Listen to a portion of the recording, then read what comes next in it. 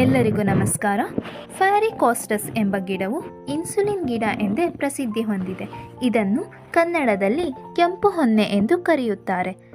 Aunty diabetic ಅಂಶವನ್ನು ಹೊಂದಿದ ಈ ಗಿಡದ ಸೈಂಟಿಫಿಕ್ ನೇಮ್ ಟೆಮಾಕೋಸ್ಟಸ್ ಕಾಸ್ಪಿಡಾಟಸ್. ಇದರ ಮೂಲ ಈಸ್ಟರ್ನ್ ಬ್ರೆಜಿಲ್ ದೇಶವಾಗಿದ್ದು ಕರ್ನಾಟಕ, ಕೇರಳ ಹೀಗೆ ಹಲವು ಪ್ರದೇಶಗಳಲ್ಲೂ ಇದನ್ನು ಹೆಚ್ಚಾಗಿ ಕಾಣಬಹುದು. ಕಡಿಮೆ ಖರ್ಚಿನಲ್ಲಿ ಬೆಳೆಯಬಹುದಾದ ಈ ಗಿಡವು ಸುಮಾರು 2 ಅಡಿ ಎತ್ತರ ಹಾಗೂ ಇದರ ಕಾಂಡ ಕೆಂಪು ನೇರಳೆ ಬಣ್ಣ ಹೊಂದಿರುತ್ತದೆ. ಇದರ ರುಚಿಯು ಸಿಹಿ ಹಾಗೂ ಹುಳಿಯ ಮಿಶ್ರಣವಾಗಿರುತ್ತದೆ. ಈ ಗಿಡವನ್ನು ಕಾಂಡದ ತುಂಡಿನಿಂದ ಬೆಳೆಯಬಹುದು. ಇದರ ಉಪಯೋಗಗಳನ್ನು ನೋಡುವುದಾದರೆ ಇದು ಮನುಷ್ಯನ ದೇಹದಲ್ಲಿ ಗ್ಲೂಕೋಸ್ ಅಂಶವನ್ನು ಕಡಿಮೆ ಮಾಡುತ್ತದೆ ಹಾಗೂ ಬ್ಲಡ್ ಪ್ರೆಷರನ್ನು ಸಹ ಹತೋಟಿಯಲ್ಲಿಡುತ್ತದೆ. ಜೊತೆಗೆ ಬ್ಯಾಡ್ ಕೊಲೆಸ್ಟ್ರಾಲ್ ಅನ್ನು ಸಹ ನಿಯಂತ್ರಿಸುತ್ತದೆ. ಇದನ್ನು ನಾವು ಬೆಳಿಗ್ಗೆ ಖಾಲಿ ಹೊಟ್ಟೆಯಲ್ಲಿ 1 ಎಲೆಯನ್ನು ವಾರಕ್ಕೆ 2 ಬಾರಿ ತಿನ್ನುವುದರಿಂದ ಮಧುಮೇಹ ಬರದಂತೆ ತಡೆಗಟ್ಟಬಹುದು.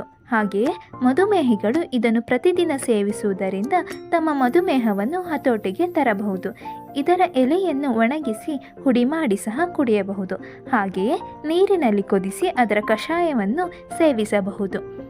ಇದರ ಎಲೆಗಳು ಕಾರ್ಬೋಹೈಡ್ರೇಟ್ಸ್, ಆಲ್ಕೊಲಾಯ್ಡ್, ಗ್ಲೈಕೋಸಿಡ್, ಟ್ರೈಟ್ಪಿನೈಟ್ ಅಂಶ ಹೇರಳವಾಗಿ ಹೊಂದಿದ್ದು ಡಯಾಬಿಟಿಸ್ ಅನ್ನು ನಿಯಂತ್ರಣ ಮಾಡುವಲ್ಲಿ ಪೂರಕವಾಗಿದೆ. ಧನ್ಯವಾದ.